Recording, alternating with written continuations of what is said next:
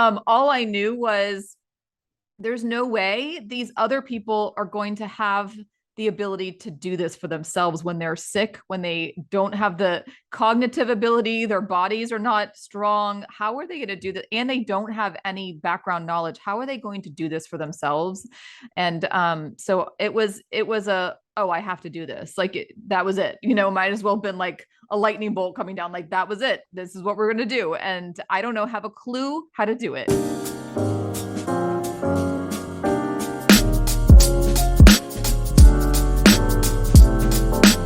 Hi, and welcome. Thank you for joining us today here on the Hope Health and Wellness Advocacy podcast. I'm very excited to introduce you to my favorite private patient advocate, my friend and mentor, Dr. Claudia Cometa. Hi, Claudia. Hi, I am so excited to be here. I could not be more over the moon to be in this space in this way with you today. Well, that's two of us because I'm really happy to be here, just starting this patient advocacy. And you really inspired me years ago when we worked together. I didn't even really know that this was a thing. And I really was inspired by you. And so, one of the first questions I have for you, because this is the question I get over and over again, is what is patient advocacy? So, what would you say patient advocacy is?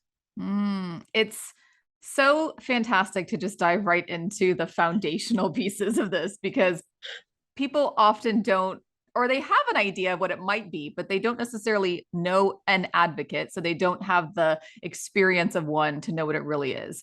And so I like to think of visualizations when I describe something because words can get so overwhelming and easy to forget. So I like to think of a patient advocate as a navigation tool, very much like we used to have the old school Garmin's, that we would like suction to our window, which of course we don't do anymore, but now we have apps. And that Right. transition also is very much a parallel to the field because now you have a variety of different options of navigation apps to choose from. You could choose Apple or Google or all the other billion ones that exist. And what that navigation system or app tells you is what's the best, most effective way to get to where you're going and what obstacles might be in your path. And if you want to make a stop before you get to that destination, I'm going to help you get to that too. And so it's very much like that, but focused in on healthcare. So the variety of apps are parallel because there's a variety of people with different backgrounds who are helping you navigate.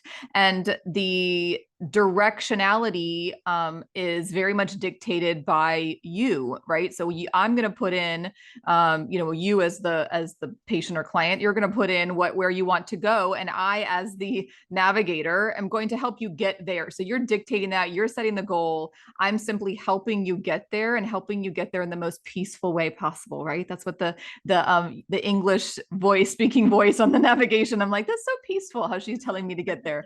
But so that's kind of an analogy, but basically what we are doing is taking a really difficult situation and helping to make it the most educated, empowered, peaceful path to get to the goal of wellness. And that can look different based on the person who is navigating you and based on their background. But that's generally the goal is let's help you get to where you want to go and provide you some peace of mind along the way. Well, I love how you said that. I mean, that's a great analogy. I love it. I want to double back for just a second. You said peace, and that reminded me that your private patient advocacy is Peace Advocacy Group. And I love to hear why you decided to name it that. So if you could tell us a little bit about that. Yeah, it was like when I started my business, I really took off my analytical cap and went really from the heart with this, which is not at all how my pharmacy path went. That was a very analytical, deep dive into brain function. This was more like this is where my heart is telling me to go. And when I think of a name, peace was just it just fell right in. It was like it needed to happen, and I didn't really have to think about it. I didn't have to dive deeper into it or figure out if that's really what I wanted. It just was, and it fit so well, and it just felt good overall. Like my whole body just confirmed that that's what it needed to be. And so it stands for patient empowerment and advocacy through communication and education. In addition to standing for the fact that I really do want to provide a level of peace, because when my father was sick, which was really the sort of the start of my whole journey down this path, I really never felt at peace. And I didn't know how to find it because I was in such fight mode, like fight for everything that he was due, everything that I was due as his caregiver. I was just fight, fight, fight. And nobody was there to provide me that peace. And so that's everything I wanted for my future clients. So that was the decision for the name. Well, every time I hear that story, it really touches me. You know, that was even the inspiration for Hope Health and Wellness Advocacy, is because I thought, you know, based on what you were saying, I mean, peace was also something that I've strived for with my advocacy or with, you know, family or friends. But hope is what you want. You know, I remember not feeling like I had hope, having family members not feeling like there's any hope. Like, why keep doing all these things if I'm not going to get any better, if there's no chance of things being different? And so I really love the explanation of that. Now, Hope doesn't have, you know, another a breakout like Peace does. So I'll have to work on that, I guess. But you know, you mentioned your dad, and I know that was a huge inspiration. And I'd love it if you could share with us kind of what inspired you to start your own private patient advocacy business. Yeah, I will try to make this story not super long because I think back to that time period, and this could be like a book in and of itself, just that year. But I just remember my mom calling me and saying, "So yeah, we're at the hospital, and your dad's spleen burst and it's bleeding, and we need to go to a different hospital to get that removed. But there's also another problem, and it looks like he has lymphoma." And I'm like completely confused. Like, this has to be wrong. They have to have the wrong scan connected to the wrong person. Like, it's just so out of left field for me of anything I thought was going on with my dad. Prior to that, for the couple months leading up to that, he kind of said he, felt a little sick to his stomach. And, the urgent care doctor kept telling him it was the bug going around and whatever. At that time, I did not live in the city he was living in. I was a few hours away. So although I was checking on him, but he wasn't super urgently ill. So I didn't have any, stimulus to really go in and say, they must be wrong. There must be something more wrong. I really didn't have any indication of that. So I was kind of just struck with this. Okay, we've got this acute, like we've got to get our spleen out. So I need to make sure that that's happening in the right place, that they're, and urgently. And then, okay, then my brain is going to move to, now we're dealing with lymphoma. Okay, so just kind of spiraled right into that whole journey that just came again, like out of nowhere. And through that year of walking him through every process, nobody in my family is medically trained at all, like even remotely. And so nobody had any way of knowing what was the right next step. In fact, had my mom called me before she went to the hospital, I would have told her not to go to that hospital that she chose, because they chose, whatever was the closest to the house, which was now resulting in him having to be ambulanced down to the hospital that could actually remove his spleen. And so that's a conversation in and of itself. But they just really didn't know, there's a lot of assumptions, there's lots of misunderstandings. And so I kind of took the reins and kind of led him down that path. I was either at every appointment or I was on speakerphone at every appointment. And so I was very much intimately involved in every step of the process, and continued to be amazed by how disjointed it was, by how many errors were made, even down to, his weight being logged at 300 pounds, even though he was, like 170 on a good day. And knowing that chemotherapy is largely weight based when we dose it. And so just these errors that might be seemingly insignificant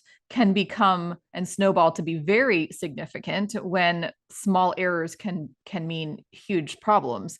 And just poor communication from the team. I ended up firing 2 hospital systems throughout that process, brought him up to where I lived, which was 2 hours away, even though he felt more comfortable in his city, but we had exhausted the 2 main hospital systems there already. So that needed to change. So in any case, it was a year of that, a year of just being overwhelmed and shocked. And how can this medical system that I had previously worked in, how could it be this way on the other side? Just like flabbergasted. So as that year kind of came to most of a close, I just started to think, I actually was on a drive back home one of the times that I had gone to an appointment with him, and I was driving back to where I lived.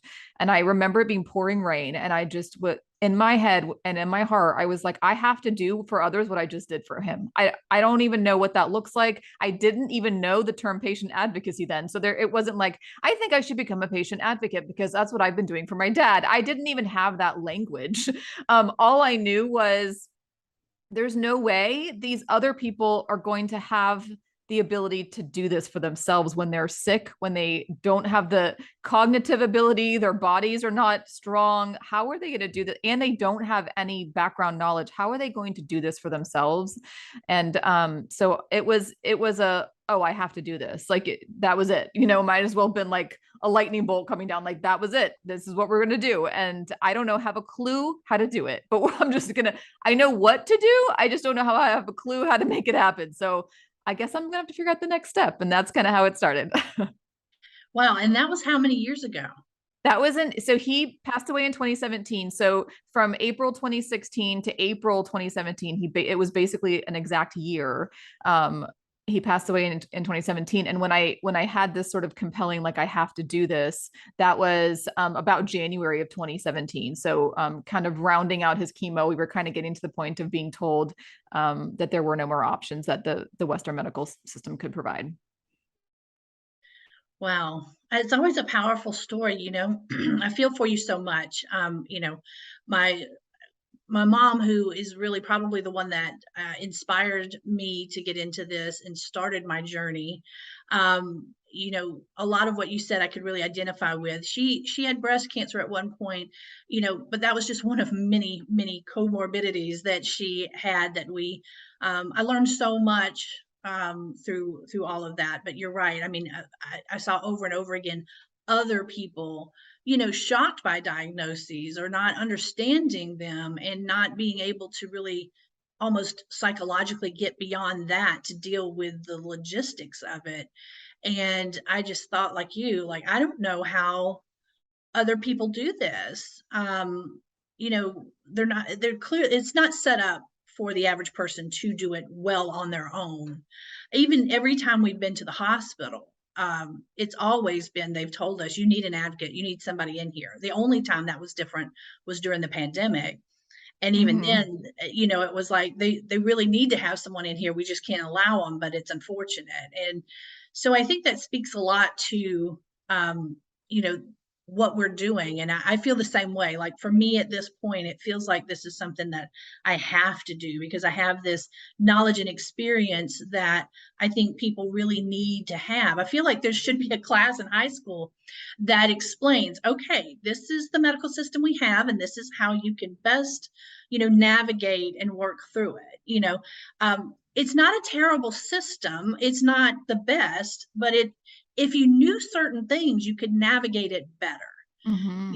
And that's where I feel like even just information, I'm somebody that really likes, like, just tell me the realities of this, I'll deal with it. But if I don't know, then I feel like, why are we hiding this? Yes. So I know we've had these conversations before. That's why I loved working with you. And you've made my journey through starting patient advocacy a lot easier than what you had to go through, so I appreciate that.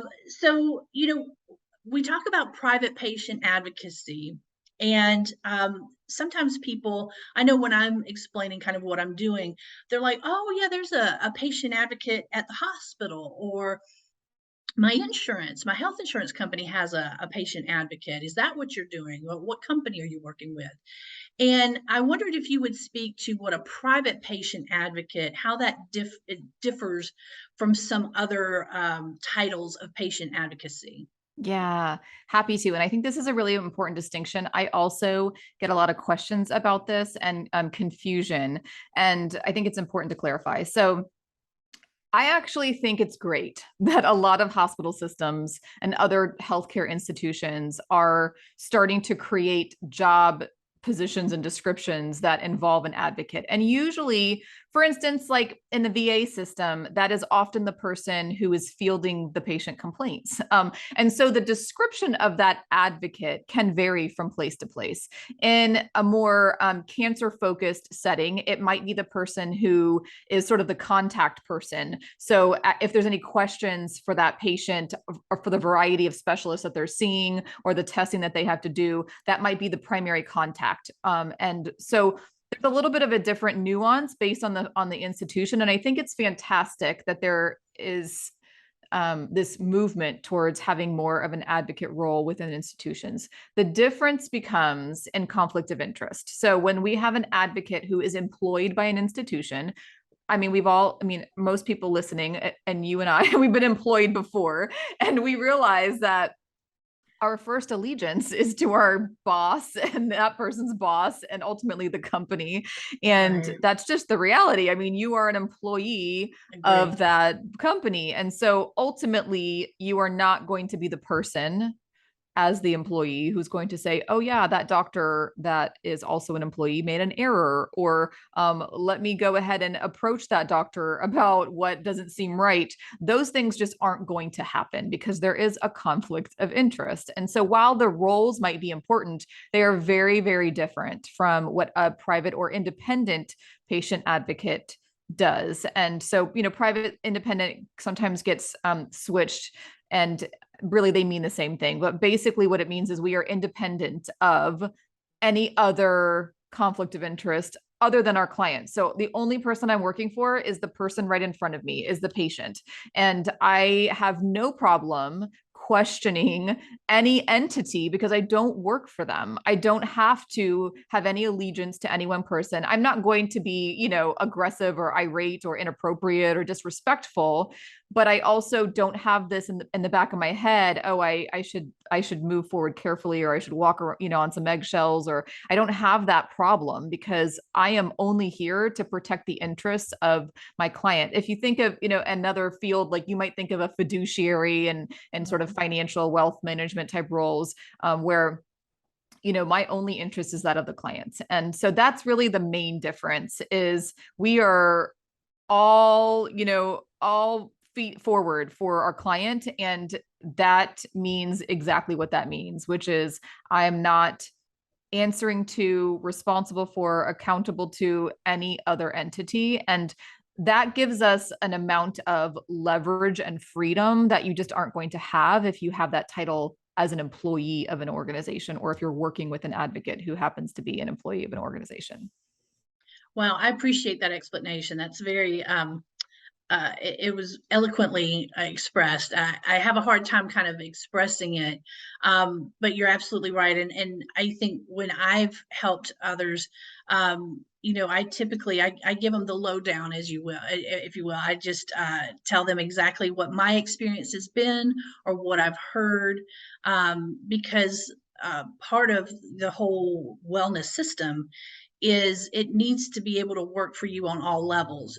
Just an example, like my husband can go to a doctor and he does not care one flip if it's a warm experience, if he asks how you're doing, if he takes any time to get to know you.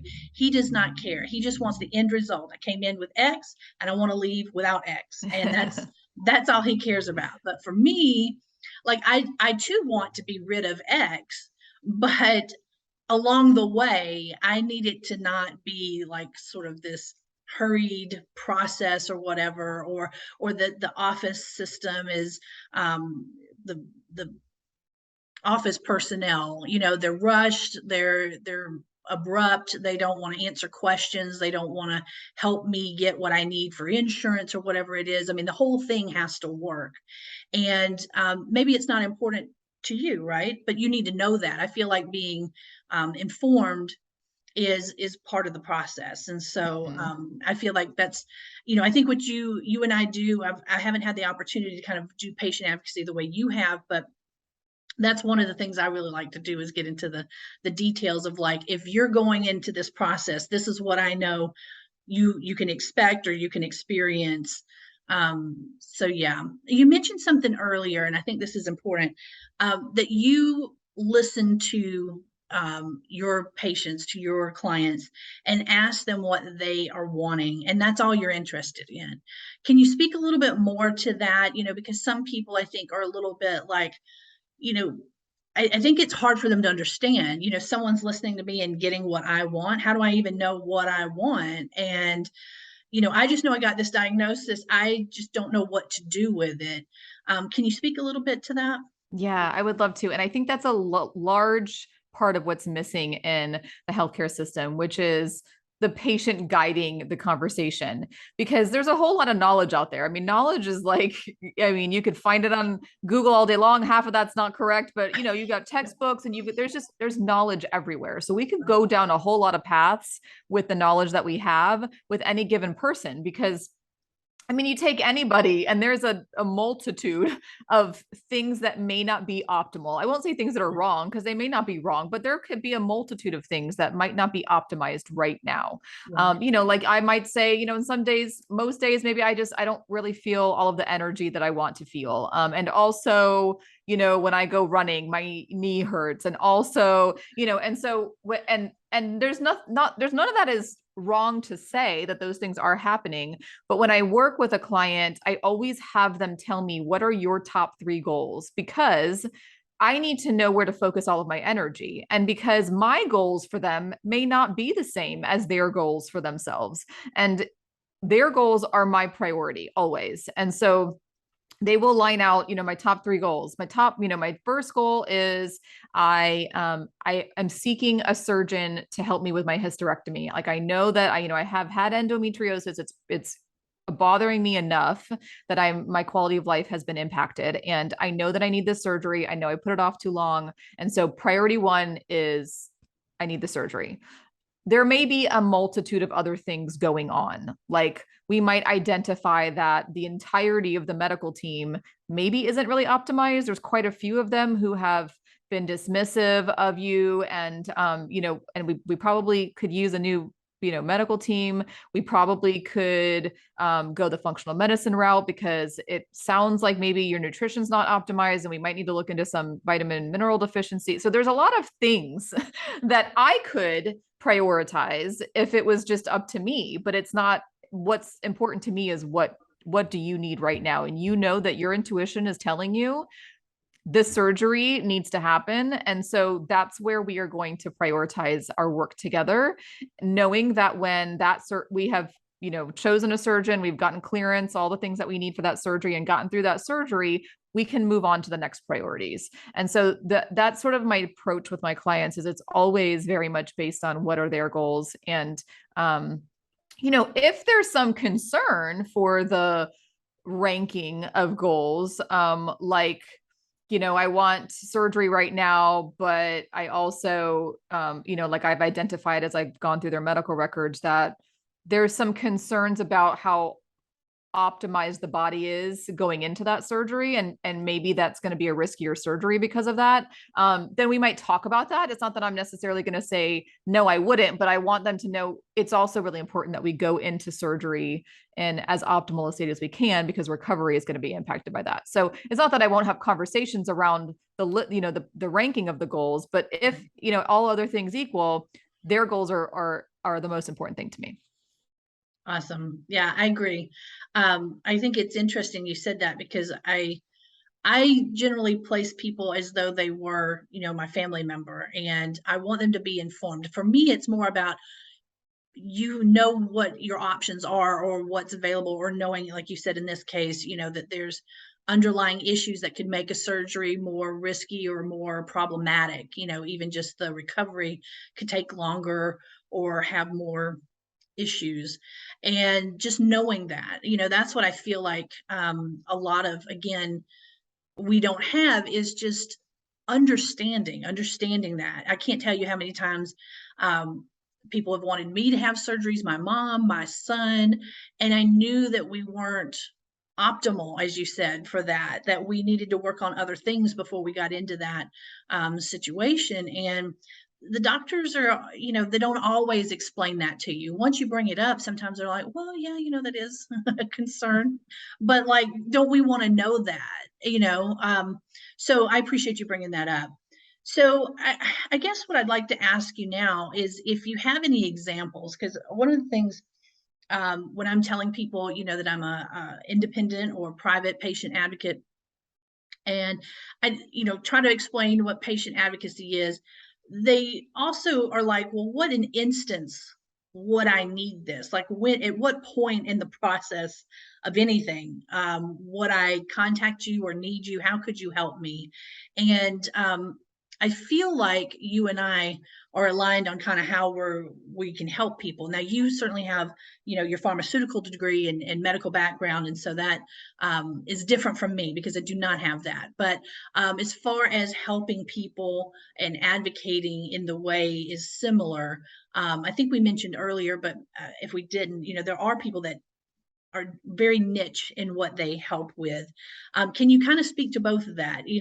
Examples of what you've done and how someone could um, find that they could benefit from a patient advocate, and also other advocates that are out there across the country that are doing this, but they also have certain areas that they specialize in. Yeah, happy to talk about that. And when I think I had an idea of what this might look like when I started doing it, and it has interestingly, become, which I think is true of a lot of times when we start businesses, right? Like we kind of have an idea of who we would be helping, and then all kinds of people come out of the woodwork that were like, "Oh, that's fantastic. How did you find me?" And yeah, I can totally do this. So it has definitely opened to many more populations of people than I initially expected. I think what I initially expected was more of the, and I did have a lot of these and still do, more of the adult child asking for help for their elderly parent. And I mean, that's basically you and me, right? I mean, that's like, we have, elderly parents who maybe they don't live in the same state as us, or maybe we just aren't able to keep an eye on them, and we also realize we don't understand the system well enough, and so maybe we hire somebody to help us keep an eye on them from a medical standpoint. We do that for a lot of other things, right? Like Right, we might hire caregivers to help them cook, or whatever. We might hire legal help to help them with their wills, and so we right. do that in a lot of other areas, but this is not widely known that this is another option. So initially I did have that scenario where one of my very first clients was an adult child of an elderly gentleman who lived a little bit south of me at the time, and the person who hired me with his son lived in Chicago. He had his own business, and so just the distance made it difficult, and just his lack of understanding of the medical system. And so he was about an hour and a half south of me. And so at that point, we were very, very, very pre-COVID. And so I was like, feet on the ground, I'm going to drive down there. And, things are a lot different now and a lot of telehealth. But back then, I was like, I'm driving down, we're going to do this, paper form, and we're going to go old school on this. And, but it was actually really great because I was actually, able to sit down with him and meet him. But the general gist is, he was otherwise, before, they contacted me, otherwise super, super healthy. Just recent events led to him feeling not well, in and out of the hospital. Nobody had any answers for him. He lived in a very rural area. And so the options for medical care were not fantastic. But this is, a huge, important piece for when people are deciding to move or retire. A lot of people like to retire out into the country, or in more remote areas. Maybe they've lived in the city all their life and they're like tired of it, and I just want a more peaceful place to retire. But what may come with that is a lack of fantastic medical resources. And so that's the state that the area that we were in is this very rural area where nobody was really taking anything seriously. What often happens is, if there are huge shifts in lab work while we're in the hospital, that is huge for that person, but the doctor is desensitized to it, because everybody who comes in here has a hemoglobin of 8, and that means that's a sign of anemia. And so that, I mean, that you're like another 8, that you're like my 10th 8 for today. I'm not thinking too much about this because I've seen a whole bunch of those. But for this guy, he is like, a CrossFitter at age 60, whatever. And I mean, just, this is not that guy, but they aren't they don't have the time or the energy or the resources to take into account what is normal for this person, and it was very abnormal. So long story short, we tried to do everything we could to get the people in that town the medical resources in that town to listen, but it just wasn't happening. I mean, we just had to come to we gave it a good college try, but at the end of the day, you aren't getting better. And I am really concerned that something else is going on here. I am not diagnosing, and I want that to be really clear to the audience that as advocates, we are not um, changing a diagnosis or recommending Right. some specific treatment or saying anybody is necessarily right or wrong, but we know enough to question. We know enough to say, let's get a second pair of eyes on this, a second pair of Right. eyes that are educated in this is their scope of practice. Right. And Exactly. so I recommended to him that, okay, look, we've got two options: hospital where I live, which is, about an hour and a half, 2 hours north, or hospital south of you, which would pretty much mean I'm probably not going to be there too often, but that's still a good academic hospital system. There's your two options, but we've got to get out of your area. We've just exhausted that option.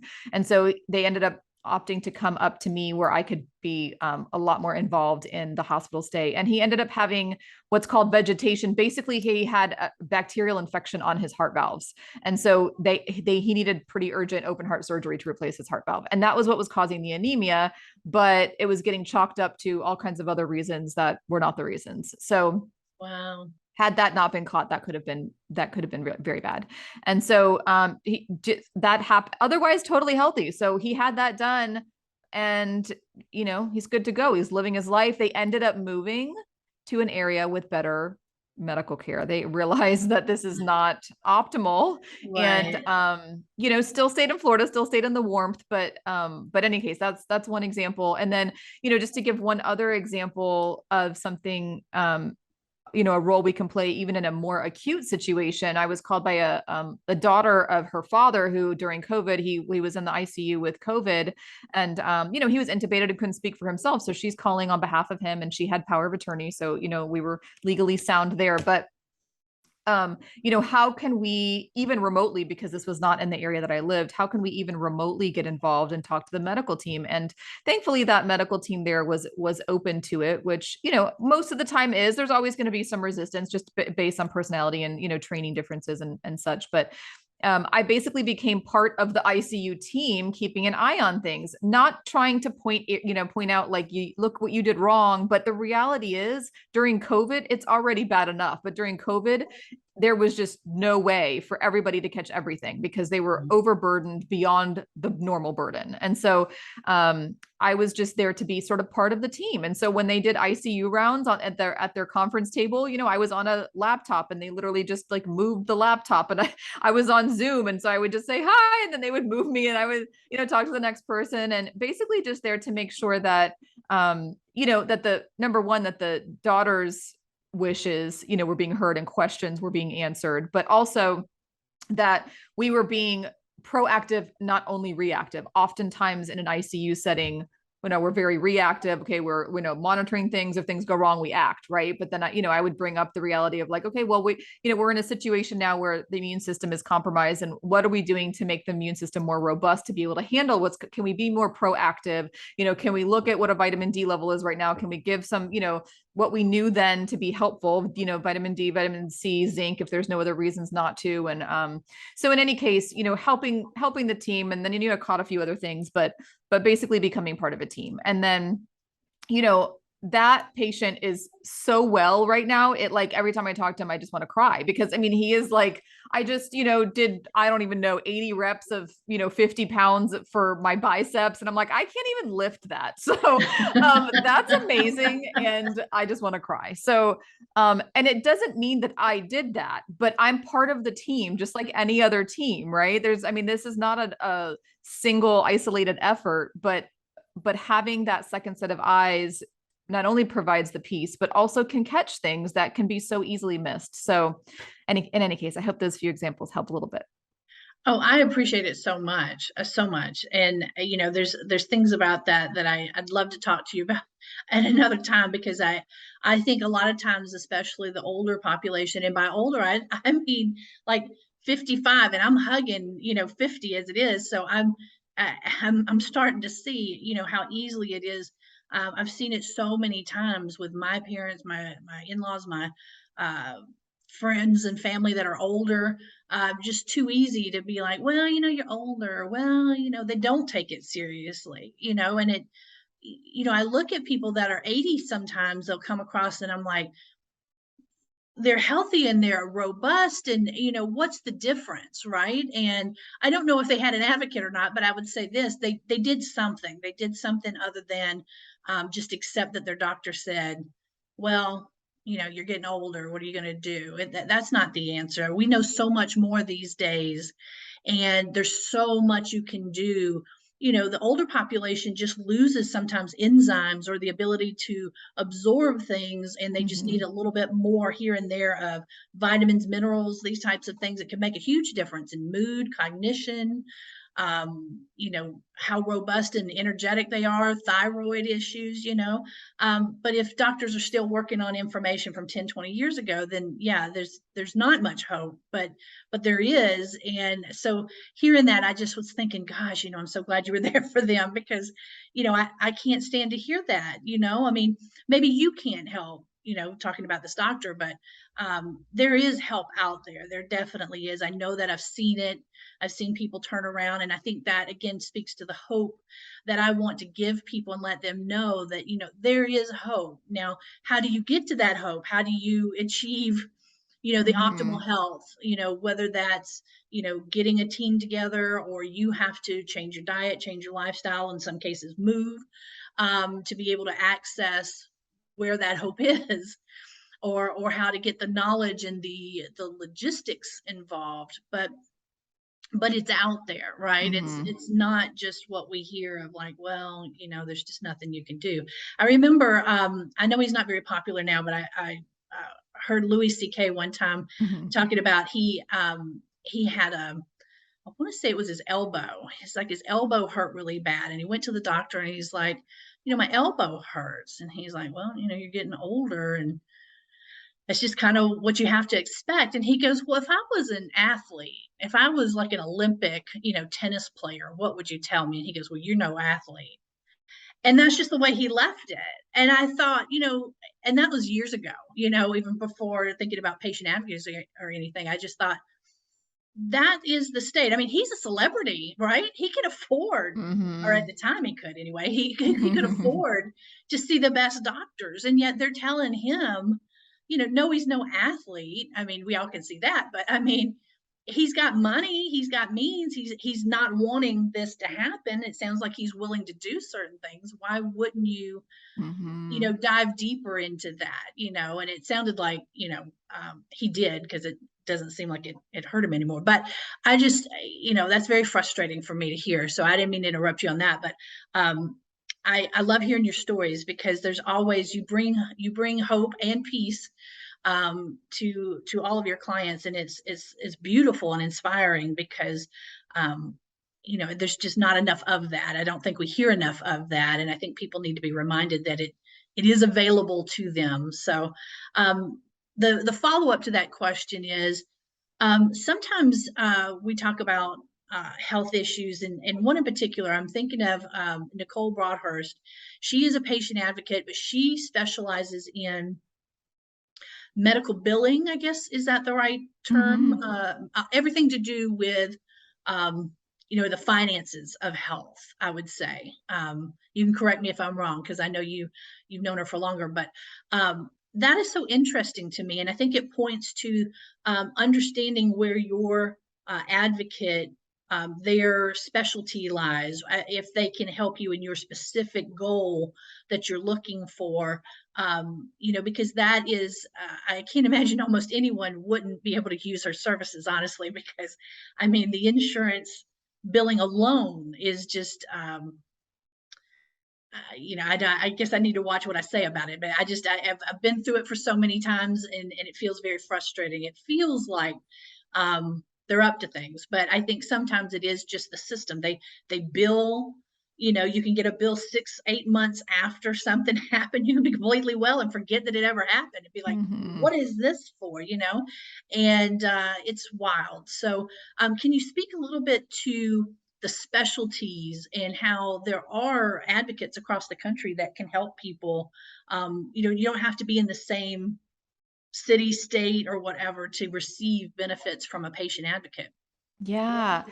The billing is such a huge piece. And it's honestly probably the only thing I don't tackle because it is such a big piece. And I would not have very great resources or an understanding enough to be judicious or a good steward of the money that would come my way to pay for my services for that. And I'm very realistic with what I can and cannot do. And that's a huge benefit to this growing field of patient advocacy is I think for at least those that I've met, we're very open and honest about here is what I'm bringing to the table and here is what I can provide. And if what you're asking is outside of that scope, I will find you somebody who does that because there is somebody who does that. There is always somebody.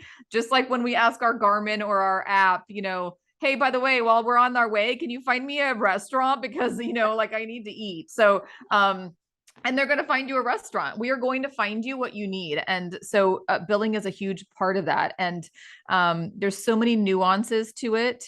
And, the insurance coverage, whether it's a state program, a federal program, a employer sponsored program and how that relates to what the bill ended up being and what freedom you have to either potentially get that completely wiped out or get it on a payment plan that you can do, or there's so much you can do, even to the point of negotiating, which you feel like you're at a flea market or something, you don't even think you have these potentials, but Right. there's so much that you can do, but you wouldn't even know to do it if you didn't work with somebody who did and guided you and really, really took it over. Nicole and others who do that kind of work will really just end up taking the whole thing off of your plate, which is so fantastic. I mean, if you've ever been in a situation with piling medical debt, if you could just have somebody take it and then provide you weekly updates with where they're at, just talking through that gives me peace. And I haven't Yeah. really had to, deal with a whole lot of that. So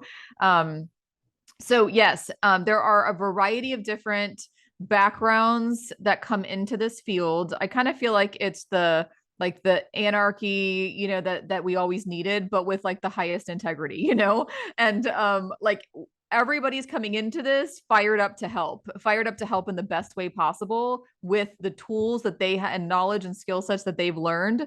And if they can't do it, they'll find somebody else to do it. And it's like, that's what we need in healthcare. That's what we've always needed. And we just didn't know how to get it. We just felt like we were on our own on this island. Like, oh, you can't do it. I guess I'll figure out who was going to do it. Nobody's going to make that phone call for us. So, yes, whatever it is that you might need, like I've had clients who all they needed was help with a prior authorization for a single drug. They've been doing this for 2 years at it, just like they need this one drug, and they have exhausted all of the reasons. They've hired lawyers, they've hired like just everybody to get the insurance company to authorize this drug and just couldn't do it. And I've done prior authorizations for medications before. I know how that part of the system works. And so, I mean, I took it over and it was done in, I don't know, maybe 2.5, 3 weeks. So, Wow. and it was approved and done. But if I didn't have that background, I would find somebody who did. And actually, somebody found me to do it. I wasn't even the initial contact. So that's the point, is that initial contact was actually somebody who did mostly insurance type, billing and help. But because it was a nuanced medication issue, they called me and I took over. And so that's really the benefit of this internal network. It's just like all of these amazing people with wonderful hearts, just like ready to help or find somebody to help. And if they can't do it, they'll find somebody to do it. I'm so glad you brought that up. I think that's something that I like people to understand too is because that was a daunting piece to me in the beginning, even thinking about doing this, is how could I, knowing everything that I've been through and helped and done and figured it out, right? Figured it out or learned things along the way that the next time I had to do it made it a little easier, a little quicker, a little bit understood how to get people on my side to help me. But it's daunting to think that you could help everybody's situation and all that it encompasses in healthcare. But knowing that as I'm meeting, thanks to you and our network, understanding that there's a whole wide variety of people who specialize and are passionate about their areas that they help people. And like you said, they have good hearts, integrity. They have servant hearts, they just want to help. And I think that's where, you and I are at. I just want to help. I want to make it easier.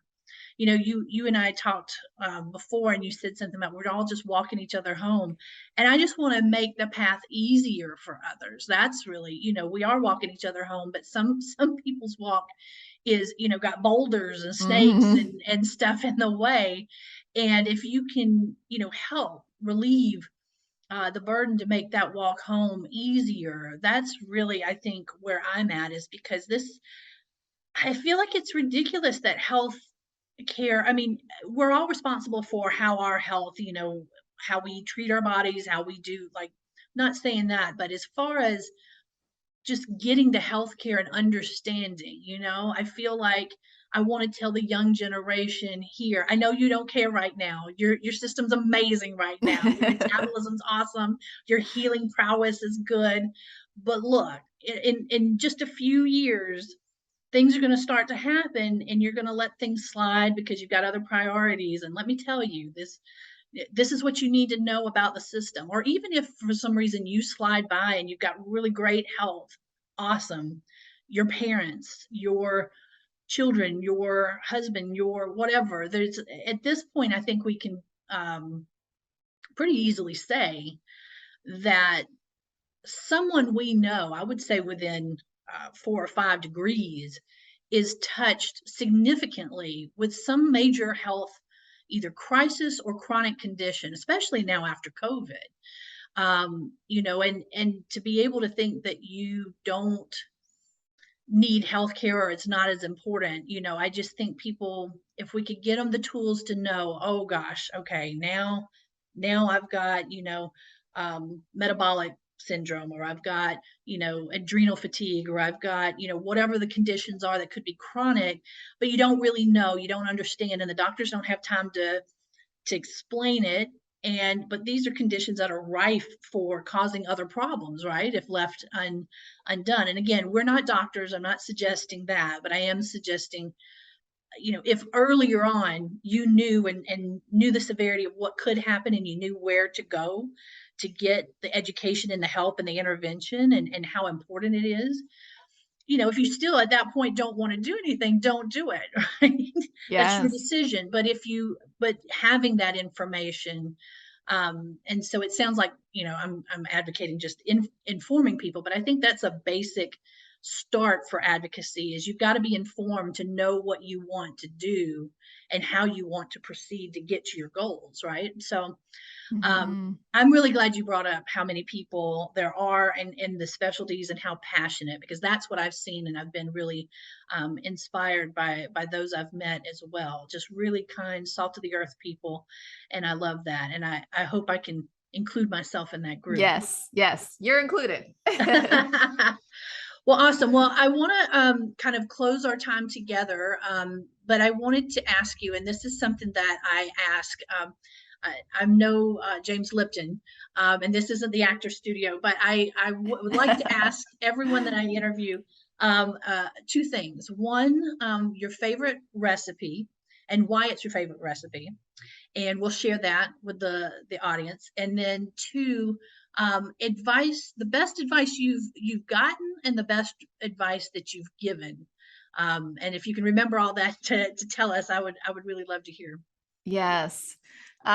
Yes. So, okay, a few staple recipes. I have a staple pasta sauce that's because my mom's side's Italian, but because that has ground beef in it, I'm going to actually use another one that's a staple because not everybody eats meat, and honestly, I'm an advocate of a mostly plant-forward diet. So we're going to let the Italian sauce, if anybody wants to know the secret sauce, they can reach out to you or reach out to me. Okay. But Okay. what I really want to share is a really simple and easy, healthy chia seed pudding recipe, because this is like so packed with so many great nutrients, and it actually tastes really good. So you can buy chia seeds pretty much anywhere, preferably organic if you can, because chia seeds, like every other source of food, can be sprayed with pesticides. But so it's basically a quarter cup chia seeds and a cup of coconut milk, preferably in the can, not the like beverage coconut milk. And then a dash of cinnamon, a dash of vanilla, a dash of maple syrup, and just whisk all of that together and let it sit overnight. And I top that with like fruit, potentially granola or something in the morning. And I'm telling you, you'll feel so much better eating that than like a bagel or a pancake. And it's so easy, and you just keep it you can keep it in the fridge for the rest of the majority of that next week. So, I'm a really big fan of making things easy, but really packed with, nutrient dense foods. Yes. So, that's the recipe I will share, because it's healthier and I promote health. So, we'll let the Awesome. Italians hang for a second. And then, okay, the best advice. So, when I was in my first pharmacy job, one of my bosses, so I had just finished pharmacy school in Florida. I moved to California with my husband because he was in medical school, and that's what you do. You go wherever you're supposed to go. So I was in California and I had my first pharmacy job, and there were some frustrations with what was going on there. I mean, I can't even think of a job that I have not had some minor frustrations, mostly also major frustrations. And I must have sat down to have some conversation with my boss. I don't remember all of the details, but I remember him telling me that my expectations were too high. And I thought he was insane. I'm like, well, that doesn't even make any sense. Why would I lower my expectations? Right. You're insane. I need to quit this job and go somewhere where everybody has high expectations like me. And so I definitely felt like he had lost his mind, and he needed to become more wise like I was. I have since realized that there's a lot of truth to that. And I have in many instances shared that with others, that there's nothing wrong with having high expectations for ourselves, but to impart that onto other people in ways that are like very much only meant for us. It's not, I can't expect somebody else to work at the same level that I do, to say things the same way I say them, to, stay late to finish work when that's not expected of anybody, but I do that. Why don't you do that? So, that has stuck with me, for many years. That's been many years. I mean, that was my first career in 2000, I think 4.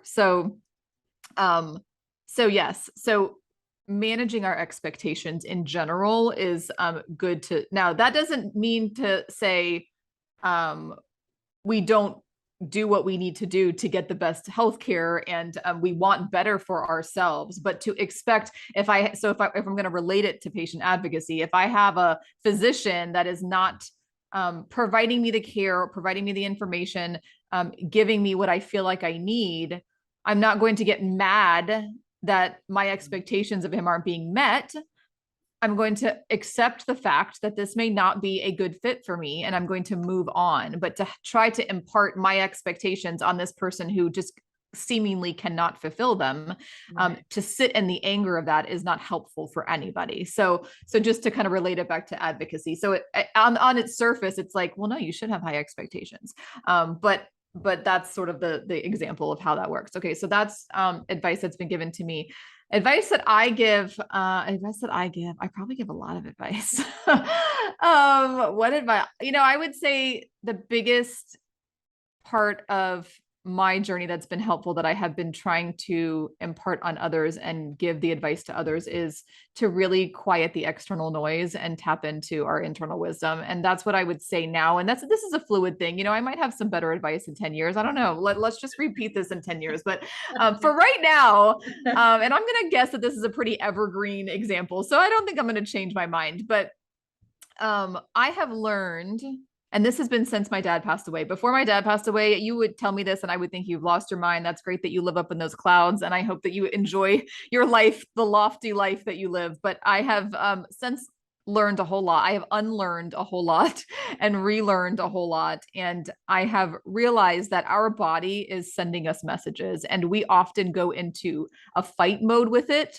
We say words like, my body hates me because my knee hurts and my elbow hurts, like my body's angry, it's not supporting me. And we're like fighting against ourselves because this is our body, right? And we don't often take ownership of the fact that maybe, I don't know, maybe the 10 CrossFit classes I did last week didn't really do well for me. And my body is just simply whispering, maybe can we just rest today and just do yoga instead? But instead, I'm angry, right? And so, can we take a minute to quiet all of the external noise, whether that's friends and family wanting us to go to CrossFit today? And I'm ragging on CrossFit. I'm not anti-CrossFit, but this is just an example.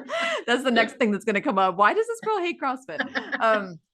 Maybe my friends telling me to go work out today, and maybe I'm watching a YouTube video that's saying push through the pain, and I'm listening to all of this noise, when really, if I just get quiet, my body's like, hey, can we rest today? Can we maybe just we could either meditate, or we could yoga, or we could go for a walk. Can we just do that today? But we aren't quieting the noise to be able to listen to it. And similarly, for symptoms that might come up that we're angry about, oftentimes they're the initial whispers of hey, there's something off. I can't perform optimally as your body right now because of what's off, and I'm just sending you messages, and can you just take a few minutes to listen? And so I think really that's my biggest piece of advice to people, is to really just quiet down and allow what messages are coming to come. It may not be sufficient to cure you. So I'm not saying avoid all medical care, because now all you need to do is talk to yourself like a Right. plant. I'm not suggesting that, but I do think there's a whole lot of wisdom that deep inner knowing your doctor cannot have.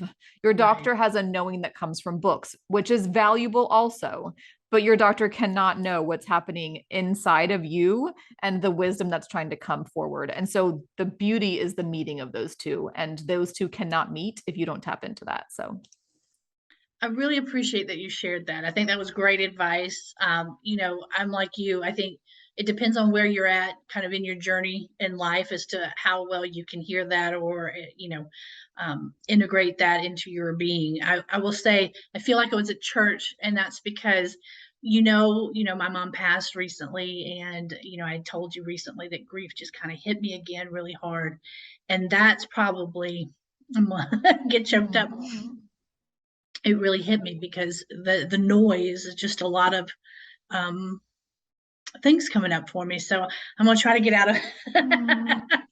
I'll listen to that parts privately, and then I'll have my little cry. But yeah, I think that was great advice. It definitely touched me, so it was good advice. If somebody has a physical reaction, that it was good advice, right? Mhm. Gosh, well, thank you so much for joining me today. I mean, I hope to be half the patient advocate that you are, because you really inspire me, and you've made such a difference in so many people's lives. I just want the audience to know she gets flowers, she gets gifts sent to her, she gets cards of thank you. I mean, people really appreciate what she does in particular, but also I think people appreciate being able to have someone on their have their back, looking out for them and helping them through a difficult process. And that's what I hope to achieve as we move forward into Hope Health and Wellness Advocacy. So I really appreciate your time. And, I just want to make sure everybody knows that you're Dr. Claudia Cometa with Peace Advocacy Group. And in the blog, or below wherever this video is, there will be a link to the website where she does have a meditation. So if you want to block out the noise, as she advised, there's a meditation that can help you do that. And then there's also a free course. Can you briefly tell us Yeah. what that's about? Yes, and I also want to encourage all emotions. I obviously like I talked about losing my dad.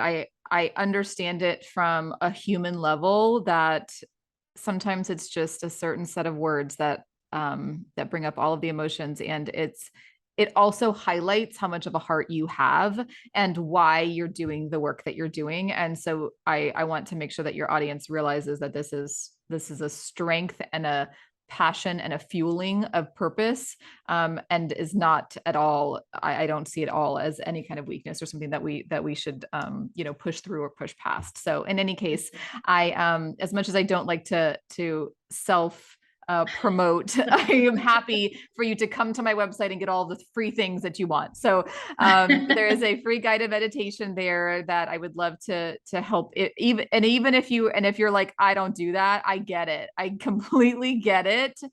You do not have to go to the Himalayan mountains to do this meditation. You can do it right from the comfort of your chair right now. There's no perfection in meditation, and that is a huge learning for type A people that I like me, that I used to be. So please give yourself the opportunity to quiet the external noise with me or with somebody else. And under courses on my website, there is a free course to just kind of help you start to organize your medical records in paper form, mostly because if something were to happen emergently, if you were home alone and the EMS came to your house to get you, to bring you to the hospital, if you had just your folder of the most important, most recent documents that are necessary in a folder that they could grab on the way out with them, it's super helpful, because the reality is online portals are great. They're great, but they're very fragmented, because if you go, they're not all going to be in one system. You've moved,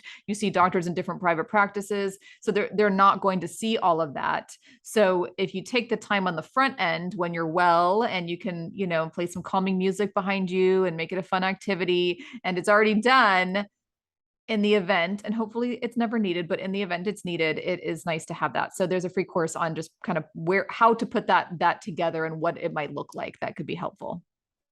I really appreciate that. I think people could really benefit from that. It's also helpful to just know the answers to some of those questions, so that when you go to invariably a doctor or specialist office and they ask those questions over and over, if you know Yes. them and can answer them, or have something easily where you can refer to it, it does make the process less frustrating, less problematic all the way around. So I'm really glad that you have that, and I hope people take advantage of it.